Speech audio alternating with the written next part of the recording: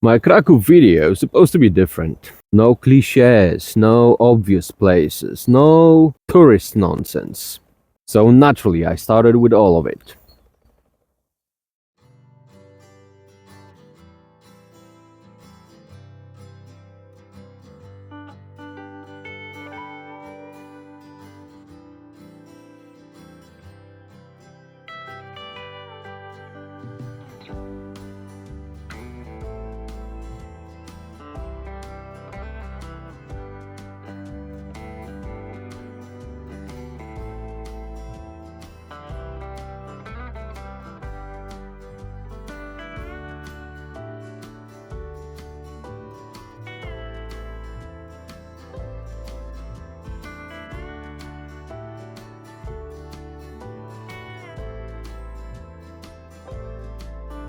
Let's see how it works. Let's just check it.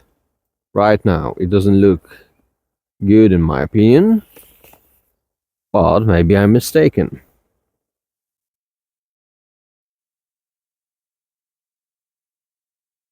Kraków in a wheelchair video, the one that I posted on Sunday, was supposed to be about unexpected Kraków. Not the main square, not the castle, not the stuff you see in every single Kraków video, you know? And yet that's exactly what happened. Ah, a woodpecker. Nature comes back to life. Before the trip, I actually prepared. Not the full script, you know, but notes.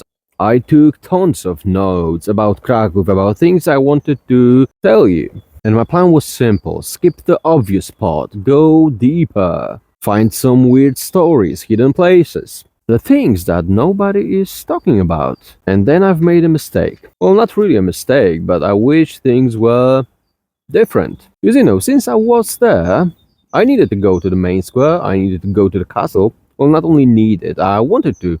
And since I was there, it would be stupid of me not to record what I have in my notes, right? You can't skip it. It would be stupid of me to, you know, skip it, right?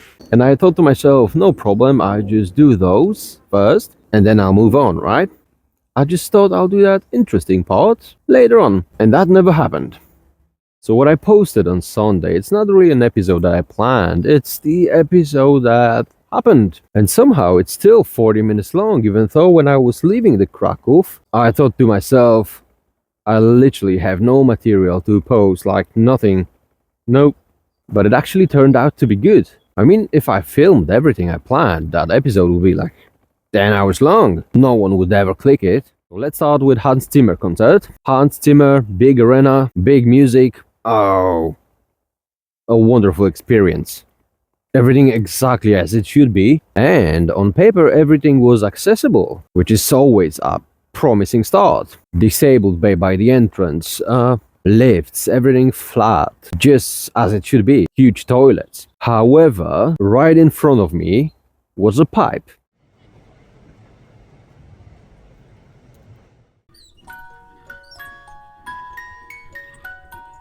Positioned with absolute precision on my eye level. So, while everyone was enjoying his view on a stage, I got beautifully engineered horizontal line. Now, to be fair, that's not Hans Zimmer's fault, right? Even though he's German, and I would love to blame him. I'm Polish, we hate Germans. That's really natural for us. This is just how things are built. Safety. Not my safety, obviously, the standing and walking people's safety. They are placed at the height that keeps standing people safe. That's obvious, right? If you lower them, people will lean. And when they lean, they will fall. I guess this may be bad for business. But if you are sitting, that same perfectly placed barrier becomes really inconvenient. Kraków accessibility. At first glance, surprisingly good. Oh, I loved it. A lot of the old town was adjusted. The cobblestones are milled, flattened just enough. You can actually move around with the wheelchair. Not perfect, obviously, but for the medieval city, just impressive. And on some streets, you remember how old Kraków really is. The ground literally stops cooperating, and wheelchair notices, your spine notices. But the streets were not the real problem. The real problem was the toilets. Because finding an accessible one in the city center was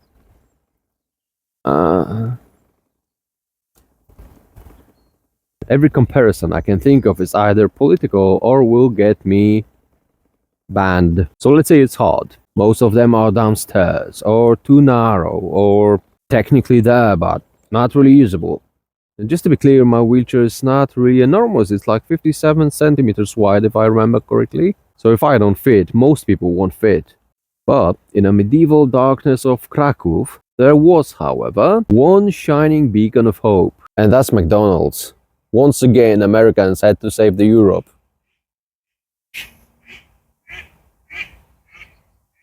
See, it was a great joke.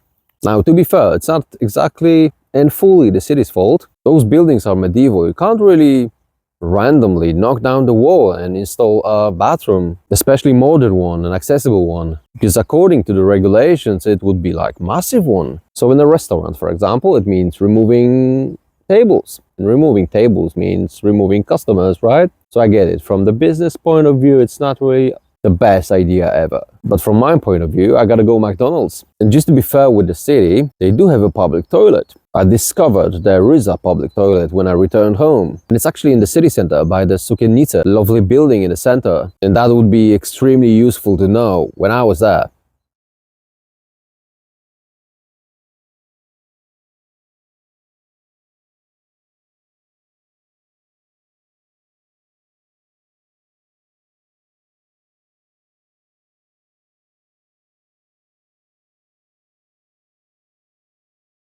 Because when I was there, I didn't see any signs of it. Not a single one. I even checked the videos that I recorded in Kraków to check if it's true, and I couldn't find anything. And I literally spent hours rolling around the city center, the city square. Second, it's in the basement. Of course it is. They do have one of those platforms, you know, those stairs platforms? Those, you know, terribly slow machines that rolling by the handrail, which means you can get there. But third, and it's actually my favorite part, I've asked in like all around the city center, the city main square.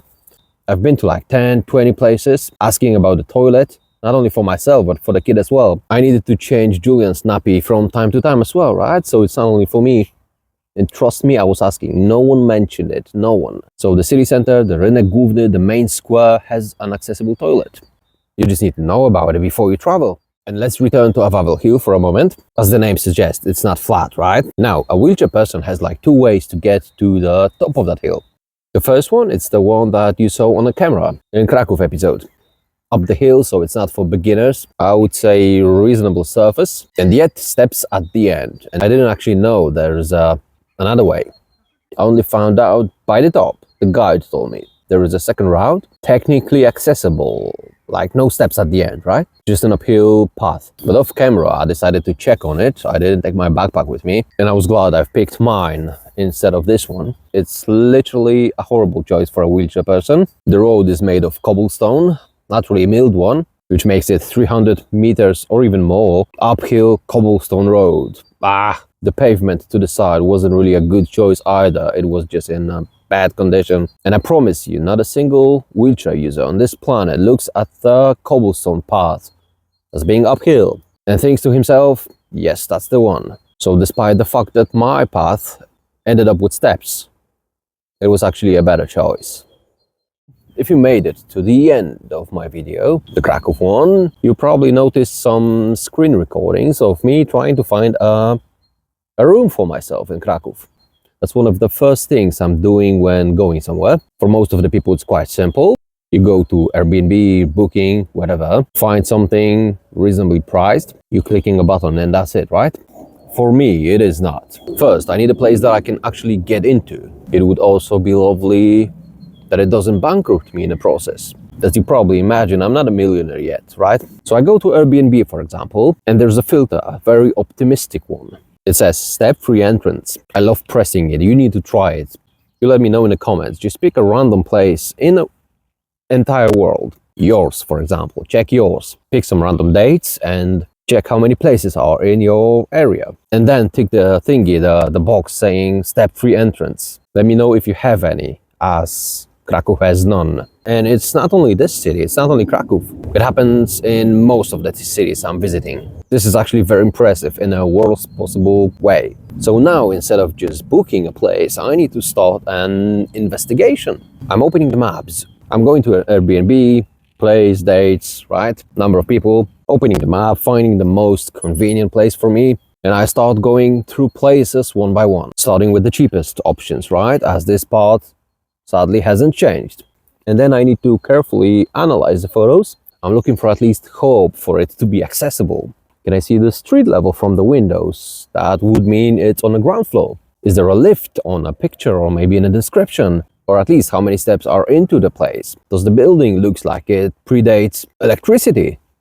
If so, I move on. If something looks promising, I need to send a message just to confirm, right? This part actually gets a bit ridiculous. Because according to Airbnb, a simple message means that I'm attempting to do a reservation for the place. So Airbnb sends me an email saying that we need a confirmation from the owner. And it sends another one saying that my message has been sent. And when he replies, I'm getting another email. And when he accepts or refuses my reservation attempt, I'm getting another one. That's 4 emails or notifications, right? So it's an email after an email, messaging me about the email that I've attempted to make a reservation, and then an email saying that I'm only having like 12 hours to make that reservation. And just to be clear, my disability allows me to be in a position to adapt. And what I mean by that is I can manage a step or two, a tight room, you know? If it's a cheap penthouse for the price of a hostel, I can manage 2 floors.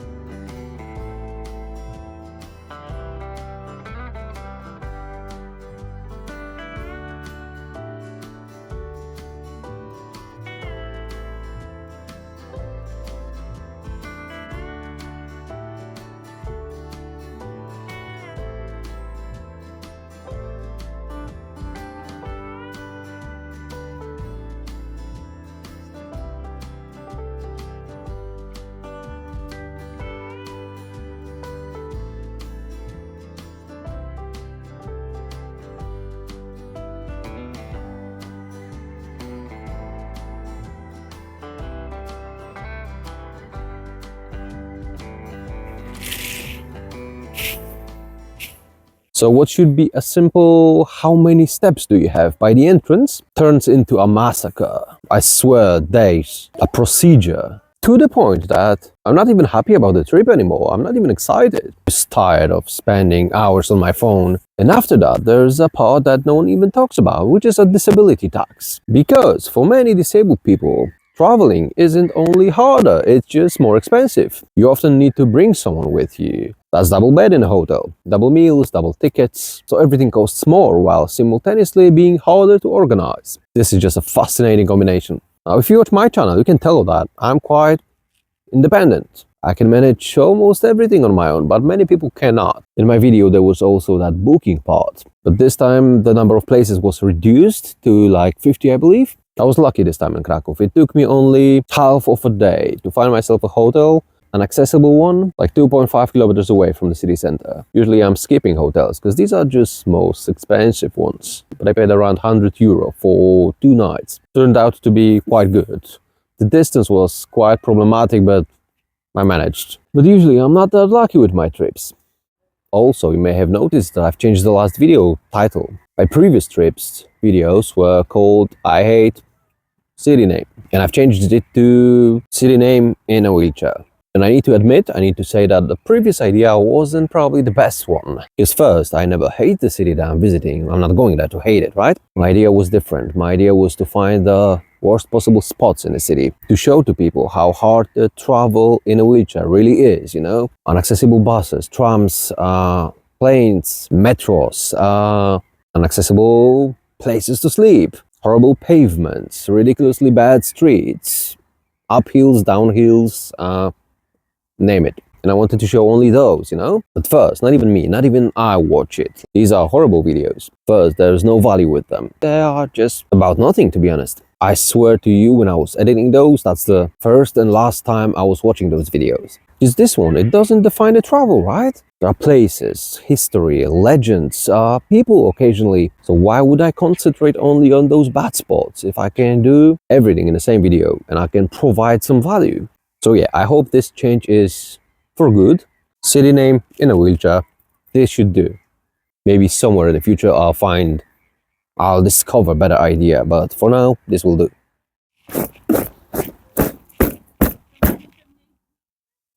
Now filming, recording and gear. Up until recently, my setup was ridiculous. Every time I wanted to record something for you, anything at all, I had to stop, take off my backpack, open it, pull up the stand, mount the camera, the phone actually, frame the shot, record it, and then do everything again in reverse, just to capture one moment. Which meant actually that instead of filming live, I was actually preparing to film live. Now, I did try to fix it before. You can see it in a Kraków episode. I had that mount thingy in here attached. Actually, I have it in here right now.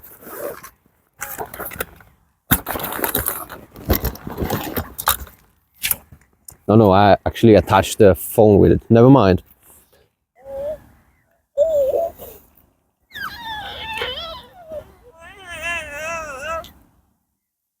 But yeah, just a clever thing, just...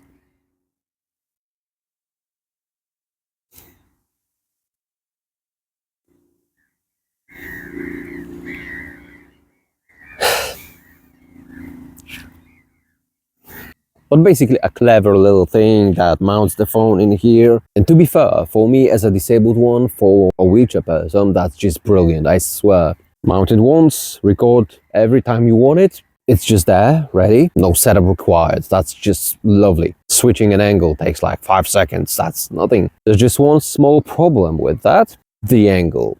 Because when camera sits there, it films up, which means you can get a fantastic view of my double chin, belly, sweaty armpits, whatever, in fantastic 4K, unnecessary details. So I decided to fix it again, properly this time, hopefully, with this one. That's the... I don't even know what it is. It's not a selfie stick, but it's for motorcycles. It sounds excessive, because it is. The idea is simple, exactly as with the previous setup. No stopping, no unpacking, no production every 30 seconds. Just press record and carry on. As usual, in theory, that's brilliant, because that arm, it's long, it's very long. And when you combine long arm with cobblestone or just uneven surface, you have movement. A lot of movement. Not the cinematic kind of a movement, more like are Germans messing up with the Europe again movement. So it will either improve my filming or ruin it fully.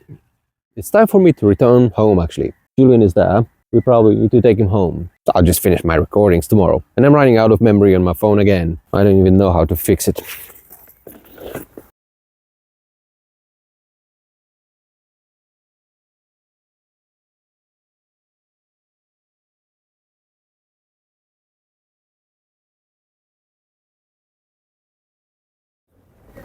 I don't even know where I ended the video, the last day's video. Yesterday's test allowed me to realize two things. When my camera is on a stick like that, I just press record and keep talking, meaning those videos are way longer. Oh, but yeah, it also means that I'm losing my storage room faster than I should. So yesterday I ran out of it fully, but I fixed it. But yeah, I was talking about that recording equipment. Right, let's test the front camera now. At least I can see myself this way. I think I was about to tell you that I have some other equipment and I've tested some other equipment as well. I run some tests. Right, I do have this kind of a strap, a chest mount. I remember I used it in my Rocktown video. Let me try it on. Right, something like this. But as you can imagine, this one's designed for walking people. Like me, moving my arms constantly, making this one shaky. It's not really good for me. Actually, I can show it to you right now.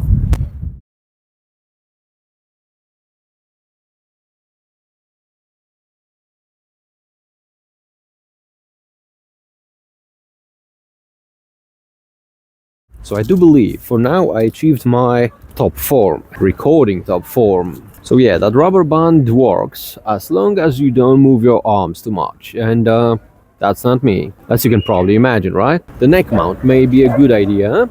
Actually, I have some faith in it, at least for, you know, shots that I'll be like, I don't know, chopping things, cooking for you. I mean for myself, but I'll be showing it to you. Alright, a bit of a cobblestone, and this one's just literally flying all over.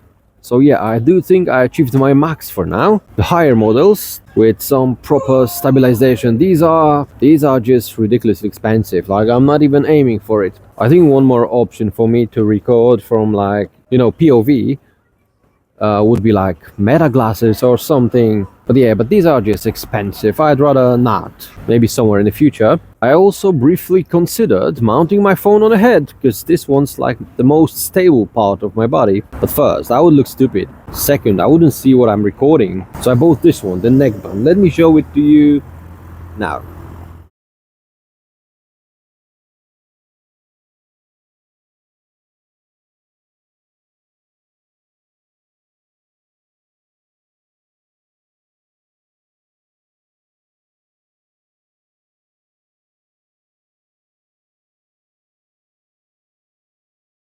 It just sits here like a necklace, holds my phone in front of me. So yep, that's a good POV in my opinion. Probably only in theory. I will need some more tests. I'll run them with you actually. Why not? Just to clarify, whatever I'm testing, I ordered it ages ago from China. Well, maybe not ages ago, but some time ago, and it just comes separately. But I do believe it's all I have for now. I think for all of that, all I have, I don't think I paid more than 150 euro for it, so it's like a decent choice. For all of it, I mean. It's made of aluminum, so it makes quite of a weight in my backpack, especially with the power bank added, but all I'm hoping for it to be reliable. It should serve me some time, or at least until I figure something better. So, Kraków, a beautiful city full of legends and crybabies around there. I hope you can't hear them. And complications, because on paper it always works, right? Accessible seatings, accessible routes, accessible toilets, it's all there, technically. But in reality, there's a pipe in front of your face at the concert. There is a wheelchair route that it's worse than a regular one. It's worse than the stairs, actually. A public toilet that you discover after you leave the city. A booking system that turns finding a place to sleep into an investigation. And the thing is, none of that is done on purpose. It's 100 of small problems, but each of them reasonable on its own. But together they just add up. Oh my god. This isn't just Kraków, it's a pattern, like it happens in every city all around the world. But you either deal with that or stay home, that's your only choice. And yet, you still go. Because despite of all of that, it's always worth it. Hope you liked this video. Don't forget to like, subscribe, share. I don't mind you visiting Patreons, GoFundMes. Oh, I do have a buy me a coffee as well. And I'll see you next week. Bye bye.